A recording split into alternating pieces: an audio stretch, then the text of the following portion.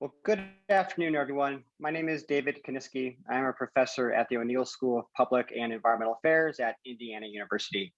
Welcome to the third of four conversations we are hosting this month to both commemorate the EPA's 50 years and to examine the agency's accomplishments and setbacks over the past 5 decades. These conversations are bringing together leading environmental scholars and practitioners, including many EPA veterans who contributed chapters to a new book that I had the pleasure of editing with two of my O'Neill School colleagues, Jim Barnes and John Graham. The book is titled 50 Years at the Environmental Protection Agency, Progress, Retrenchment, and Opportunities, and it has just been published by Rowman and Littlefield. If you're interested in ordering a copy, I would encourage you to do so directly from the publisher using the discount code indicated on the screen, which will give you 30% off the price. In today's discussion, we are going to focus on the EPA and its handling of issues around chemicals, waste management, and Superfund site cleanup. And to do that, we are very fortunate to be joined by three individuals who not only have vast expertise on these subjects, but each served in critical roles at the EPA. Penny Fenderchris, after serving as a postdoctoral fellow and a research associate at Georgetown University School of Medicine, joined the EPA first as a senior toxicologist in the Office of Drinking Water. She later became director of the Health and Environmental Review Division in the then Office of Toxic Substances, followed by service as the director of the Health Effects Division, then deputy director and senior science advisor in the Office of Pesticide Programs. Following her retirement after 2 decades at the EPA, she became executive director of the Risk Science Institute at the International Life Sciences Institute in Washington. Marcia Williams is a charter member of the US EPA, joining the agency, in fact, first starting at the National Air Pollution Control Administration before it was part of the EPA. This was folded into the EPA in December of 1970. She's held many roles at the EPA during the first couple of decades, first at the EPA Office of Research, then a stint at the EPA Office of Planning and Evaluation, and then in the late 70s and through the middle part of the 1980s, she served in senior positions in the EPA Office of Pesticides and Toxic Substances. And then from 1985 to 1988, she was at the EPA Office of Solid Waste and became the National Program Manager for the RCRA program. After leaving EPA, she served in private industry as well as a consultant and environmental attorney. And finally, Gene Lucero. Gene served in many different positions at the EPA. Before joining the agency, he was Assistant Attorney General for the state of Colorado, as well as the Deputy Inspector General for the US Peace Corps. His first role at the EPA was as Deputy Regional Administrator for Region 8. He then became Deputy Director of the Office of Emergency Response and Remediation, better known as Superfund, and became the Director of the Office of Waste Program Enforcement, which covered both Superfund and RCRA. After leaving the EPA in the late 1980s, he went into private law practice, working for law firms, environmental law, Sidley and Austin, as well as a partner at Latham and Watkins. So we have a very distinguished panel. I'm very pleased that they were all able to join us today. The run of the program is that I'm going to begin with a few questions.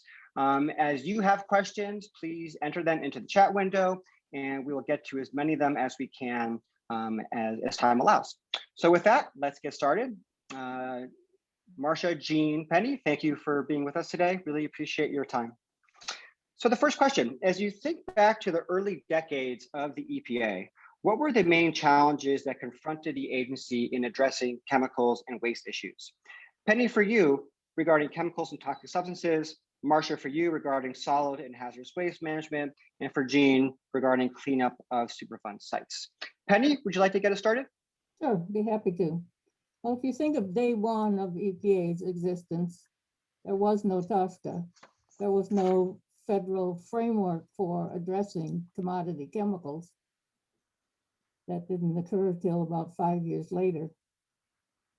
Those first 5 years, it was in gestation over at the center, over at CEQ with Russell Train. And finally, there was a law in 1976. Which brought the agency a rather difficult law to implement. It had two components to it, as does the pesticide regulatory framework. a new chemicals program and an existing chemicals program. In the former case, there was no obligation on the part of a petitioner to provide any health and safety data upon which the agency could make an unreasonable or reasonable risk decision. So they had to develop in silicone and chemical tools like QSAR and other things like that. Oncologic, if you prefer, oncologic for looking for cancer potential, as their tools to determine whether or not the chemical would meet the standard, and they could move the chemical through the new chemicals process and get it on the inventory. On the existing chemical side, there were some hurdles as well, buried in section 4 and section 6. Both of them demanded at a very high bar for making the finding to write a test rule in order to get information, and then in order to make a risk management decision on the section 6 side. So as we found out over time, the agency hasn't made very many decisions on very many chemicals, and some of them, like the asbestos rule, have been abject failures. And I think some of it sort of frightened the agency into inaction, and we haven't seen very many decisions yet. We'll see what the new law brings when it actually gets implemented. On the pesticide side, there is a new, the new chemicals equivalent is the registration process. And they do have a registration renewal process, which has some parallels to the existing chemical side. In both cases, the agency can ask for lots of data and have a lot of information available upon which to make decisions as opposed to whether or not they meet the unreasonable risk standard or now converted to only a reasonable expectation of no harm. The other early on thing that happened with the pesticide program, of course, was on day one, the administrator began the cancellation process for DDT. So the pesticide program came with a big bang on day one. And on day two, the Environmental Defense Fund petitioned the agency to do the same thing with Aldrin and Dieldrin. And so began the cancellation process for all the organochlorines, which took the next decade or so into the early 80s. And the last one was not canceled until 2010, but the real nasty ones were gone earlier. Another interesting sort of phenomenon that occurred in the pesticide program, it was inherited from two other agencies. FIFRA came from USDA, and FFDCA came from FDA. They had somewhat different philosophies about pesticides. The USDA graduate, so to speak, came with the idea of, oh, give them everything they've asked for. In other words, petitioner wants a new use, etc. That's okay. The folks who were working on the tolerance setting side, the FDA graduates, were more interested in the protection of public health. And so there was a little tension that went on for probably close to 20 years. I even sensed it when I went over there 20 years later. But that, I think, is dissipated because those folks have retired and the staffing was diluted with new people who hadn't had those prior experiences. And then the other challenge that has come along is the mandate to revisit registration on a periodic basis. Registration, that concept was integrated into the 1972 amendments to FIFRA. And at that time, and 4 times after that, the agency was mandated to update the registration status of everything. They failed to complete those projects until FQPA came along in 1996. And more success has come with that, and I'll speak about that later, greater detail. Great, thanks, Penny. Marcia, how about for you, thinking back through the early decades, the challenges that confronted the EPA in dealing with solid and hazardous waste issues? Well, I decided to take a step back because in the book, I go into a lot of detail about early RCRA solid and hazardous waste regs, but I wanted to just be a little bit broader this morning because I think EPA was in such a different place in the way of science and tools available when the RCRA program started back in '76. Again, not at the beginning of the agency, but when the law passed in '76, EPA changed from an information collection and dissemination agency on waste, which I think a lot of good work and a lot of good studies had been done, to a regulatory agency on waste. And, it was a very different experience, I think, than the air and water programs. The air and water program started with two things that the waste program didn't really have going for it. Air and water started with a focus on a relatively small number of conventional pollutants that they could work with. The RCRA program, when it started, was dealing with a fire hose of toxic pollutants that it was trying to deal with. So it was really cutting new ground in that way. Secondly, the air and water programs were able to start with some pretty good and strong state programs and models. And there really were no good state programs, certainly on the hazardous waste front. When EPA was faced with how do we put a regulatory program together. California was probably the closest, but unlike California's air and water programs, which were quite strong, the waste program really wasn't all that strong. So that was kind of the first issue. Then if you look at the state of science that we were dealing with back then, it is so entirely different than what became available 2 decades later. So we were very limited in our risk assessment capabilities. We could do individual chemicals. We weren't able to do mixtures like waste. We were dealing with an absence of fate and transport models that became fundamental to what's been done in the waste program. We were dealing with really fundamental questions on ecological risk assessment, like, are we worried about whether one fish dies, or are we worried about a population of a certain kind of fish? We had no idea how to develop robust groundwater monitoring systems, but yet that was the core of parts of the program. And our technology to address cleanup, if we did find contamination, was absolutely in its infancy. So if you put all that together, it was a big challenge. And so it resulted in the inability to come up with very simple tests and simple definitions to distinguish what was a hazardous waste that was going to get a ton of attention. And I think it created a very big challenge for the program right from the very beginning. The other thing that I would say, RCRA, not unlike other laws, but RCRA Congress put very tight deadlines on the original RCRA regulations. The agency had 18 months basically to write its hazardous waste regulations, to write its solid waste definition of what was a protective unit, a protective land management unit. Needless to say, EPA could not meet those deadlines, and EPA got just thousands of pages of comments to its proposals. So there were lawsuits immediately on EPA's failure to be able to meet deadlines, and that kind of set the program off on a certain set of short-term responses to directions. So, I think that's kind of some of the, I guess I would say those are some of the real challenges that I think the program faced at its beginning.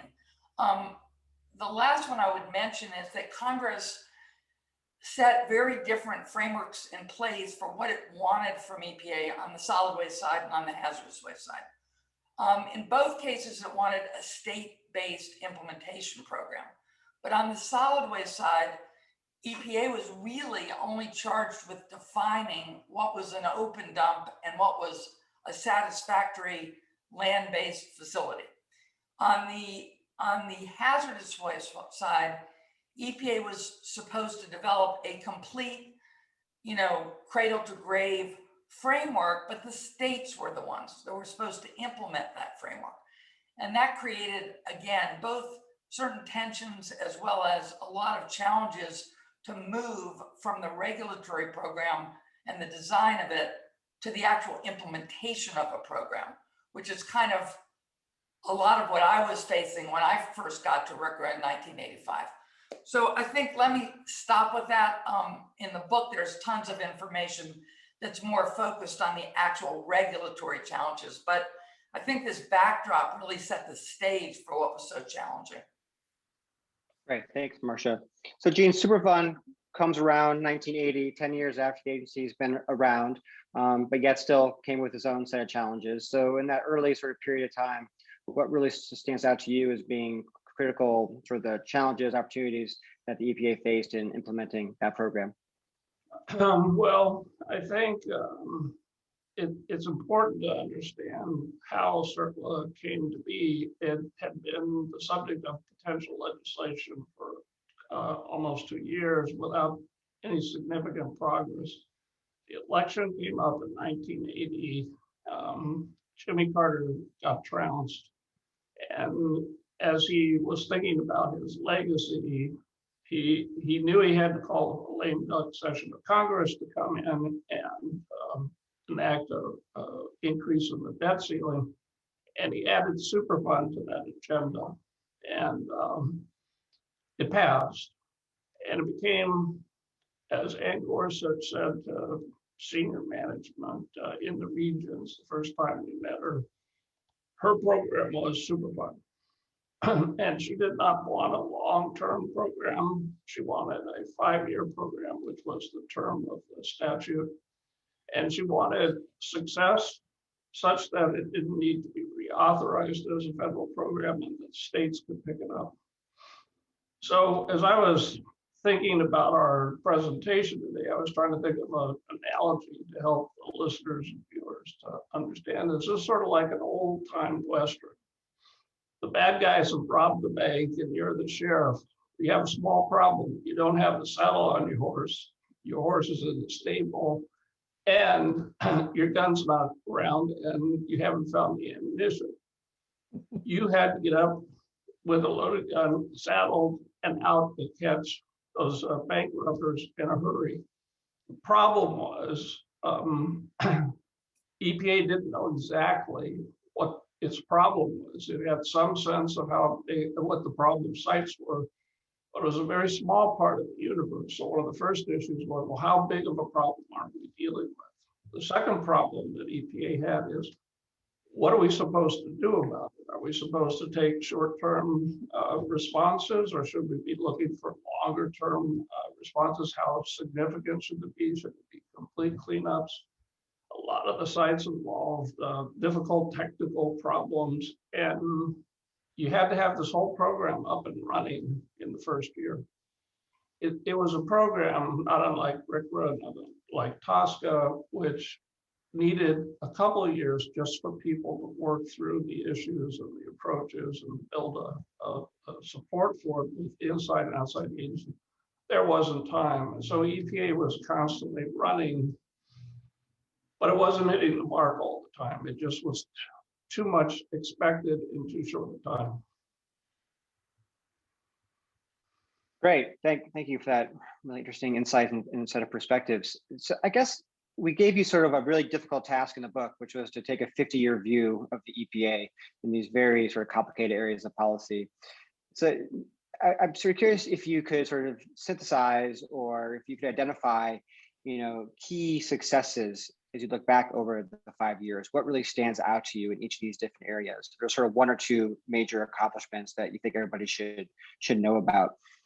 Maybe Marcia, do you want to get started thinking about sort of major accomplishments first? Sure.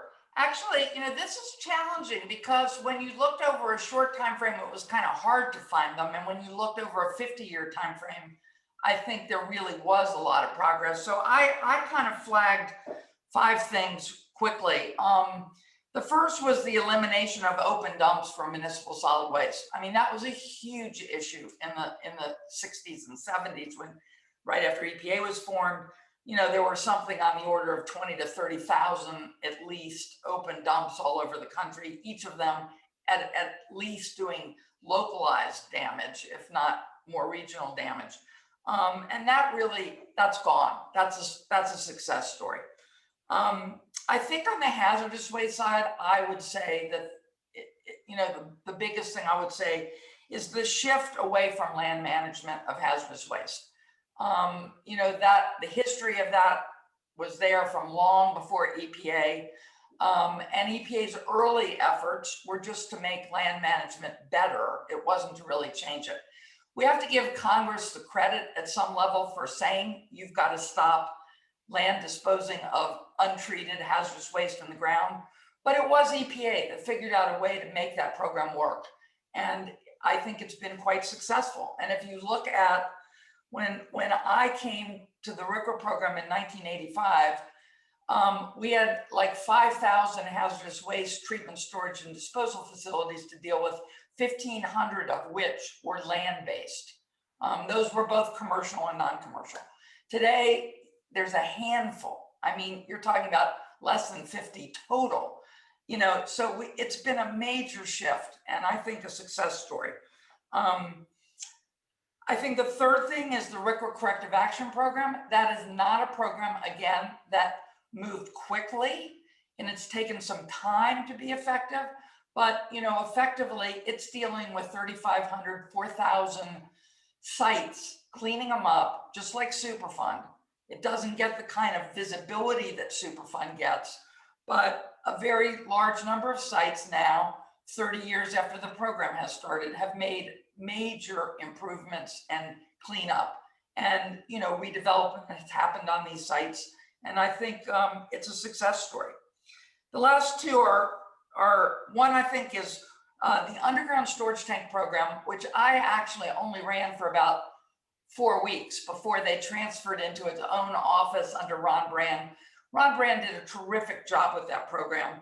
And we went from a situation in the early 80s where we were up in front of Congress trying to explain, what in the world was going on with these millions of underground storage tanks that were leaking, to essentially the closure of over 2 million tanks, with current tanks operating with strong operational and design requirements. And I think it's been a big success story over a reasonably short period of time compared to the other waste stories. Ron did it entirely through state-based leadership, and I think it's been successful. And then the last thing, which I think EPA can't take all the credit for, but EPA is certainly a part of the story. I really do think finally there's been sort of a cultural shift from end of pipe controls to more of a pollution prevention, sustainability mindset that has finally permeated many areas of the agency, but it has permeated into the RCRA piece of the agency. So those would be kind of the top level of what I would list. Great. How about you, Penny? Thinking back over 50 years in the areas of chemicals and pesticides, what stands out to you as being the most significant accomplishments for the EPA? Well, notwithstanding what I'd mentioned about the PMN program, the new chemicals program earlier, I think that has turned out to be modest and more than a modest accomplishment. Being able to make decisions with few empirical data compared with certainly the pesticide program, and the fact that that program early on crafted and uses non-chemical specific models in most of their information domain. And that's been a challenge, and it's also been a shared accomplishment for some of the other offices who have seen what that program has done and adapted their own or created their own models to help with their own work. So I think they should be given some kudos based upon that. And then there are two other things that aren't related to TSCA, but are related to the toxics programs activities that I would mention.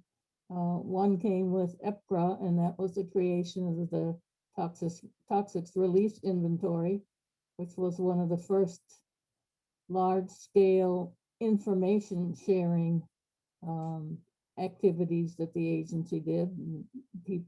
The general public could come to understand what was being released from many varieties of industrial sector.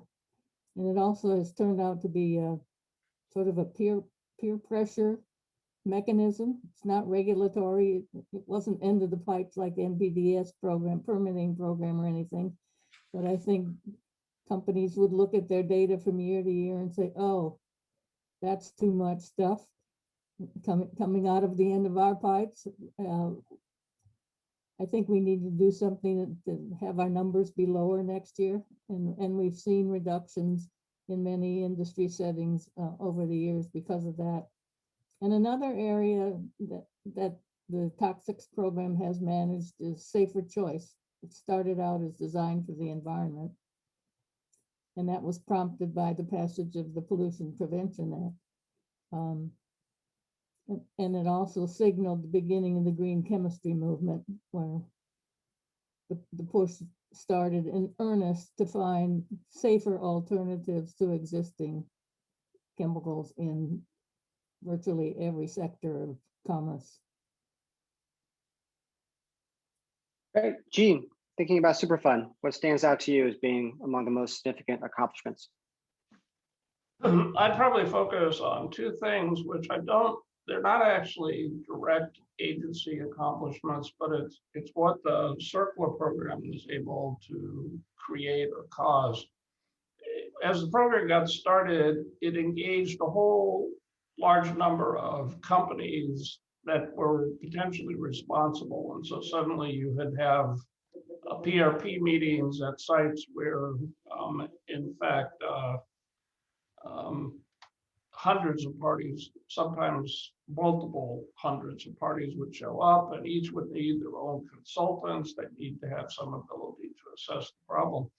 And at the time the program started, there was a very small industry, just a handful of people who were truly experts in groundwater problems.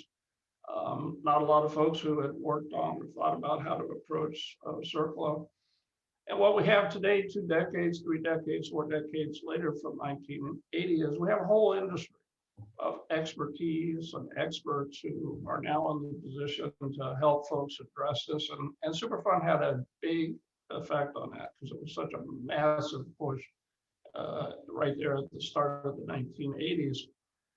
And the other thing that not many people focus on as much as I have, but the private cost recovery, private contribution actions that have been established under the statute, they've had to be teased out with Supreme Court cases, but have led to a lot of private activity that's outside the purview of state or EPA oversight. It's companies who are thinking of purchasing property or financing property or doing a business transaction.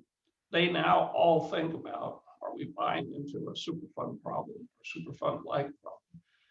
And that private activity is often outside the scope of the government, but it's occurring. And so the program itself had a multiplier effect outside of itself, outside of what the government, both federal and the states, were doing, which I think has been significant in trying to address what has turned out to be a much bigger problem than anybody thought in the 1980s.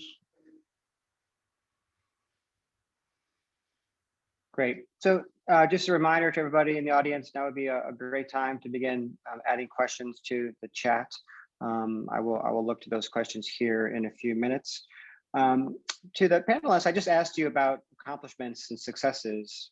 Let's now turn to the other side of the equation. If you could sort of identify any particular setbacks or missed opportunities or challenges confronting the agency that they just weren't quite as successful in addressing. What comes to mind? Penny, do you want to get started with that one? Yeah, unfortunately, that's an easy one to answer, and I would say it's the existing chemicals program. As I mentioned earlier, the agencies made very few regulatory and risk mitigation decisions based upon for existing chemicals. Many of them were mandated by Congress, so they had to do it, like lead and asbestos and PCBs. There are only a few others that they initiated on their own, which is why I think we've seen some changes in TSCA to facilitate some acceleration of focus on this program. So we'll see how that plays out. On the Marcia, what pesticide comes? side, Oh, go ahead. Yeah, please. No, keep going. pesticide side, was going to mention implementation of FQPA in 1996 as an accomplishment. It's kind of a mixed thing, but I would say it comes out more positive than negative. As I'd mentioned, the agency had failed 4 times to do registration renewal, but things changed with FQPA, fortunately. That amended both FIFRA and FFDCA. The tolerance setting side was prompted in good measure by this study, Pesticides in the Diets of Infants and Children. We saw that translated into some of the new language in FFDCA. But there were a couple of tasks that the agency had to do that they did accomplish. They were mandated to revisit and revise and revoke, update anyway, 9,700 tolerances. It's a pretty big number. That covered several hundred, quite a few hundred of active ingredients. And it also prompted the agency to have to do a registration renewal cycle for those chemicals and the others that didn't have food uses. The agency finished the tolerance reassessment on time, except for one chemical, which wasn't too bad. And they finished that in the next year, and they finished the re-registration cycle by 2008. So that was a major accomplishment. Now, what's a setback about this program? They're in the next cycle of registration renewal now. It is set to end in October of 2022, and it's unlikely that the agency will accomplish full completion of that for a variety of reasons. One is, like the rest of the agency, they lost a lot of staff during the last 4 years, so the human resources element has reduced, and everything slowed down there and other places as well. And there are 2 areas that they haven't resolved yet. One is how to make wise endangered species decisions, which they have to do in collaboration with the Fish and Wildlife Service. They simply never have figured out how to do that compatibly. And so they are eschewing those decisions right now and setting them aside and issuing interim decisions that lack endangered species findings in many cases. And the other thing that they haven't accomplished in these 25 years and are also part of the mandate is implementation of the endocrine disruptor screening program. 2 years into FQPA, the outside advisory committee crafted both a testing screening assay and a second tier of testing. The agency issued data call-ins for a series of chemicals, evaluated those, and had another list to go, and have never issued that. They turned over responsibility for crafting the tier 1 screens to ORD, who are trying to find total non-animal based alternative assays to build the screening assay with, and that's taken a lot longer than expected. So those are a couple of areas that are slowing down the full implementation of FQPA. Great, thank you, Penny. Marcia, coming to you, thinking about setbacks in the areas of solid and hazardous waste management. What stands out? Well, I think one thing that continues to bother me is the access to high quality data that exists on both the costs and the benefits of various aspects of the RCRA program. And I think that's a real problem because it's a very complicated program, and it would be very nice to have better data at the site level, at the state level, to be able to understand what one could do to fine tune and perhaps simplify aspects of the program. But the data just are, at least for the average person, I can't speak for what's available internal to the agency, but you can't really get the kind of data that would be helpful to be able to do better analysis of environmental justice issues, better analysis of all kinds of location-based issues on these facilities. Again, how much of certain kinds of waste are even being generated today, to understand whether we could simplify the way we frame these issues. So data, I think, is an issue, and without it, you can't do some of the analysis that I think it's ripe to do at this point.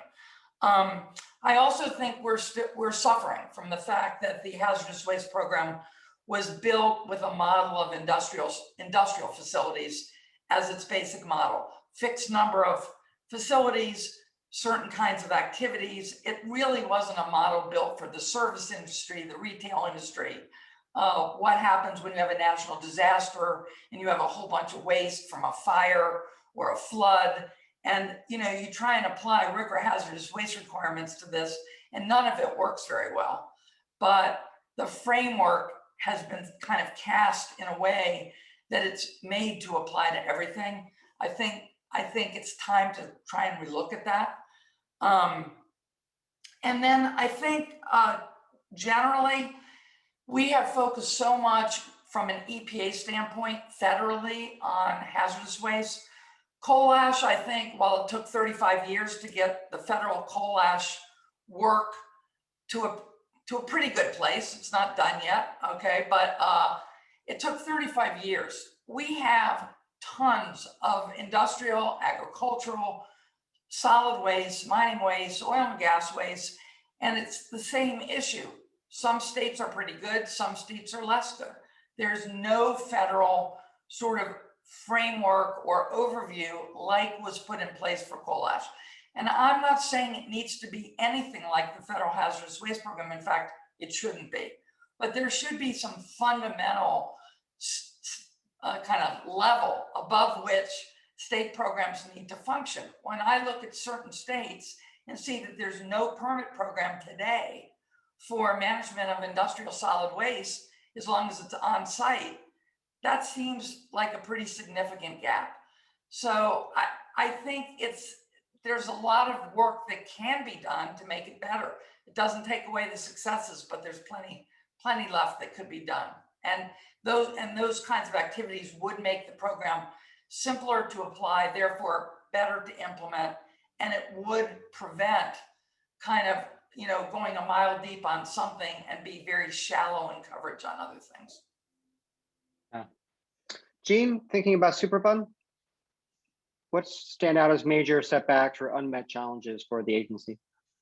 Well, in 1986, Congress passed the Superfund Amendments and Reauthorization Act, and at that time they tried to solve some problems that they had become concerned about, but they left several things sort of unanswered or trending in certain directions, and those are still unanswered. I would include in them, the question is the universe of Superfund-like sites that could be scored and placed on the NPL or that are a significant enough problem that somebody should look at them, is much larger than anybody thought. We're probably talking 20,000 sites potentially, which is much larger than what EPA's ever had to address or thought they had to address.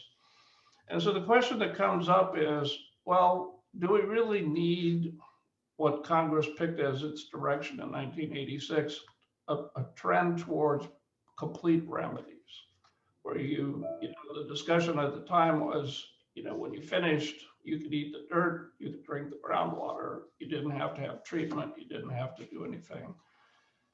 Those are incredibly expensive.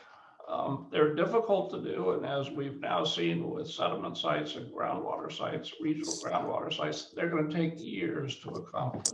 Okay? And so the question that ought to occur is, do we still need to continue to pursue complete remedies? One of the issues that I always thought was important is that that the country needed to come to grips with the fact that the enforcement model, that is making the polluter pay, has kind of reached its limits. There are not enough big companies with enough resources that they can manage all these big sites by themselves. And they're not particularly well set up to manage a cleanup that's going to take 30, 40, 50 years, which some of the groundwater and sediment sites are going to take. All right.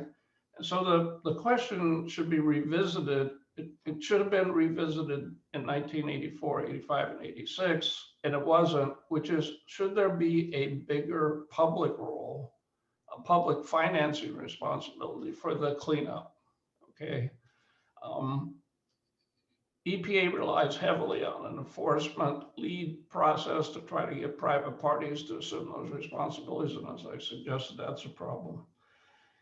And the final thing that I would add, there are other things to talk about, is a long-term management of these sites is something that needs a specialized agency, not necessarily EPA, not necessarily the Superfund program at EPA or in the state, but some agency that's duty is to be there for what may be a 50-year project and can be responsible for management and will have the resources and expertise to do so. Right now, EPA and the states still rely to a large degree on private parties to provide that resource, and they're not as terribly good over that long period of time to have a sustained or entity that can actually manage them. Those types of things have never really sort of been worked through. And as people think about, oh, what do we want from Superfund? If the decision is we still want to have federal lead, state lead cleanups, then we need to address some of these problems. So sticking with Superfund for a second, there's a question, which I think your remarks partially addressed, but I'm going to ask it anyways, which is someone asking or stating, when I left the agency last year, some senior leaders had concluded that the Superfund program was winding down and the agency should be shifting those implementation and enforcement resources elsewhere. And the question is, do you think that's an accurate assessment? I think given what you just said, there's still a lot on the plate for the EPA to take on. But if you give any further reflections on sort of where the program could go, given sort of different, your expectations or your assessment of what's left to be accomplished. Well, there's a tremendous amount left to be accomplished. Those of us who work still on contaminated property know there's still very large sites that we're still working on, that we've been working on for 35 years. I mean, that's a long time to be working at a site, and you're still just getting to the major problems right now. There's new sites that people become focused on that, you know, take similar types of efforts and will live for that long. Those sites aren't going away. And if EPA was directed, or the states and EPA were directed either by grants of funds or expansion of the program, there's a lot more that they could work on. Okay. What I think that I saw the comment too on the chat line, and I think what people's sense was, well, we've done this long enough, and you know, to the extent anybody still cares about it, they can worry about it, but we're going to kind of exit. That's a different attitude. That doesn't tell you the problem's been fixed. It just says, okay, we've given it enough attention. We'll let the private side worry about it. Yes, perhaps more of a indicator of fatigue with the program rather than, you know, job done. There's a question in the chat about PFAS and PFAS, which I think is directed to Marcia, but I suspect, Penny, you probably have thoughts as well. I'll read it for everybody. It says, Marcia, can you comment on the static list of listed wastes and characteristics under RCRA? Hasn't it led to a failure to address emerging issues like PFAS and PFAS? Well, it's a really interesting question, and it is one I've given some thought to. I think partly what this question raises also is this intersection between kind of what you would ideally want TSCA to be doing, or whatever the new name of TSCA is, and what you want RCRA to be doing. PFAS is a great example of a chemical, and I'll come back to the bigger question that I think the person's raised, but PFAS is a great example of something that I think is going to be much better addressed through the TSCA side, the upfront side, than it is through the RCRA side. Because when you think of this, first of all, these chemicals, once they're used, okay, are used in thousands of consumer products. I mean, they're out there all over the place. Most of that isn't even going to fall under the RCRA hazardous waste framework.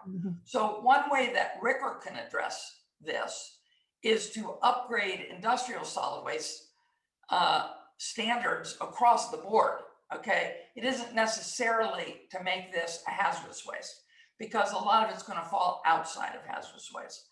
But I do agree with the commenter, and that's why I feel like having the data and beginning to look at sort of what's working about EPA's approach to narrative listing of waste streams and what's working on the current set of characteristics. Because I could sit here and go on for an hour about all the things that are not working, okay?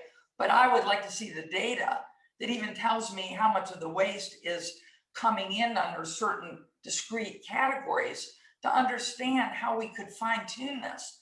So the answer is yes, we do need to look for other definitional ways to define hazardous waste. Whether that will work well for PFAS, I think, is a different question, but it will work for a lot of emerging things. And I think PFAS ideally gets looked at from a front end standpoint. And that even could include, if someone's going to manufacture those chemicals, to come up with tests that can be addressed during the disposal side of the use of these chemicals. So I think there's a lot of interesting things that could be done, but I think it should be done in conjunction between the two programs. And Penny, as you respond to this question, I'd also sort of invite you to offer if there are any historical examples of other sort of past decisions the EPA has made that are sort of similar in kind or and perhaps in spirit to what might be required to take on PFAS. Well, as you know, PFAS is a lot of chemicals. Thousands. At least 4,000 that are potential commodity chemicals, and untold numbers more that are degradation products once they get out in the environment. So probably at least double that number. That's the biggest number of a class that the agencies have ever had to deal with. And however, they had been looking at, and I don't know how well they're going to match up with this approach, the experience that the agency had with PAHs, with dioxins, and with PCBs in trying to develop the toxicity equivalent factor approach for on the hazard assessment side. ORD is running some short-term high throughput assays on 75 chemicals in order to answer the question about whether or not this approach tool would be useful in this particular case. I don't know what the outcome of that those studies are yet. There are several families of PFAS, but even so, they don't clearly have divisions between them so that you could take a family and deal with that family and cover all of the things you want to do with it in terms of testing, approval, disapproval, cleanup, approval of uses, et cetera, et cetera. So it's proving to be a pretty tough nut to crack at this point in time. The agency has a work plan. It is doing some of the pieces of it. I think there are observations about how successful they've been to this point in time that have been discussed, and it's still to be determined. But David, one quick thing. I mean, the thing that I think it illustrates in part is the fundamental challenge that faces the chemical side, whether it's FIFRA, whether it's under pesticides or toxins, whenever you have chemicals and you're trying to take actions against them, it's the substitute question. It's what comes in if you restrict this. And PFAS is a wonderful example of that, because the focus started with PFOS and PFOA.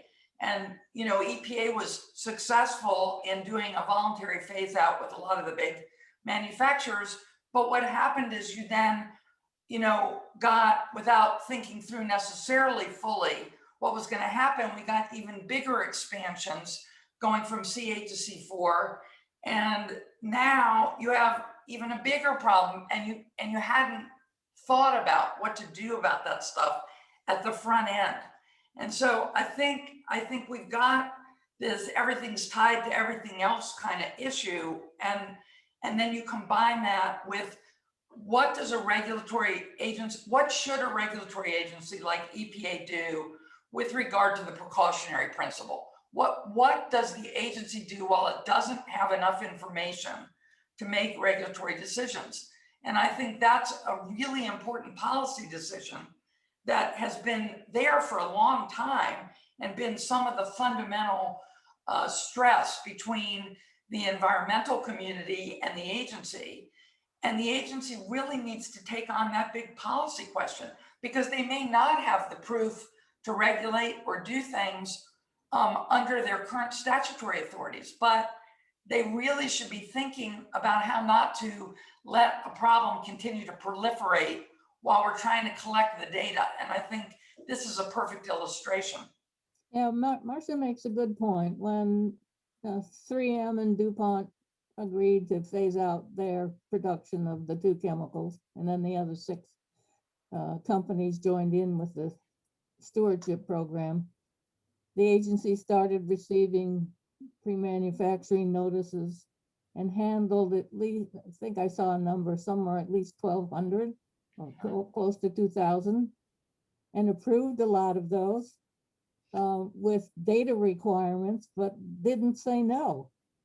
And as we have come to find out, not a surprise, these approved alternatives share many of the same characteristics as the original ones did, in terms of, particularly in terms of persistence and in sharing the toxicity profile. So the alternatives aren't substantially safer than the originals.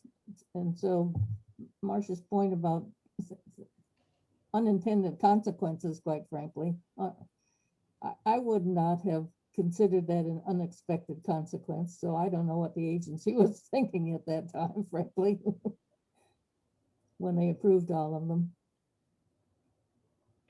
So we just have about 5 minutes left on the clock here. I guess I wanted to make sure we did take a minute to think forward about what's in front of the agency, particularly with the Biden administration and the new team taking hold at the agency. If there's one thing you would like us all to be looking for in the next few years with the Biden administration and the new leadership at the EPA, what would it be in each of these areas of policy? Gene, do you want to get us started in terms of remediation? Sure. Actually, I think Superfund is well set up to deal with one of the priorities that the Biden administration has already announced, which is environmental justice. I mean, back in the 1980s, when the hazard ranking model was put together, when the NPL was established, we were looking at individual sites and assessing their impacts in a community. What wasn't done extensively, there was some in the hazard ranking model, but was looking at other impacts of the same communities. As we discussed in the chapter on contaminated property in the book, a lot of these Superfund-like sites, not just Superfund sites, but like sites, are located in communities which are already distressed, either because they're minority communities, because there's a lot of other facilities, including landfills and power plants and refineries, that are creating a lot of stress in those communities, and it has a disproportionate impact on minorities, impoverished people, folks with lower levels of average education. And the president said from the start, he wants to address this type of disproportionate impact. Well, Superfund could be adjusted fairly easily to start focusing its attention on those types of problems. So it could change its hazard ranking model, it could change its risk assessment model, it could change its enforcement policy, and it can change what its priorities are for what sites it even starts to look at. They're all simple adjustments. I expect to see some of them likely come through as the Biden administration starts to talk about what they are going to do for environmental justice. Great. Penny, what do you think? Well, one thing has already happened, and that's the collective sigh of relief at the demise of the transparency rule and the return of scientific integrity to the risk assessment and other scientific endeavors in the agency. And that covers not just toxins and pesticides, that covers everything the agency does. With respect to the toxics program, we already know, because it was announced on Tuesday in response to the presentation by the National Academy to the OCSPP acting administrator. Their briefing on the systematic review guidance that the existing chemicals program prioritization and risk evaluation process will be amended significantly. How that will look, who knows, but it will be changed, which is a good thing, quite frankly, in my view, because during the last 4 years, the potential benefits that were proposed to be happening from the new law were either ignored or subverted, in my view. So we'll see changes there. And I think there's several things on the pesticide plate. I think they will go back and revisit chlorpyrifos. I think they will go back and revise the worker protection standard that had been issued last year, which added protections at the fence line and to farm workers who worked and lived near agricultural sites. And I think they will continue, while they may not finish the re-registration process within the 2 year or year and a half left, I think they will finish it within the 4. And I think they'll work to fix the endocrine disruptor screening program and proceed with that, and hopefully fix the endangered species relationships with Interior. Marcia, I'll give you the final word. Okay. Well, again, I mean, the administration so far has focused heavily on environmental justice and climate change as its top priorities. There's some interaction there with RCRA, not tons, but I think location standards, which have been used pretty moderately in RCRA and largely, don't build a site in a floodplain, don't build it in a seismic zone. I think the concept of location standards could be expanded to deal with certain kinds of environmental justice type issues. And so that's a possibility. I think certainly, as Jean mentioned, they could use EJ for prioritization of certain kinds of activities at permitted RCRA sites. I think on the climate change side, the air emissions side of RCRA activities will probably get some additional attention. I'm wondering whether we will see some additional attention on things like agricultural waste, which are certainly contributors to climate change issues. So there's some opportunities there. And I think on the coal ash, look, I'm not sure which way this administration will go. The new administrator comes from a state that was extremely active on coal ash. But I think two options here. One, I think they may have to develop a federal program for coal ash if some of the states don't aggressively begin to move to a permit program at the state level.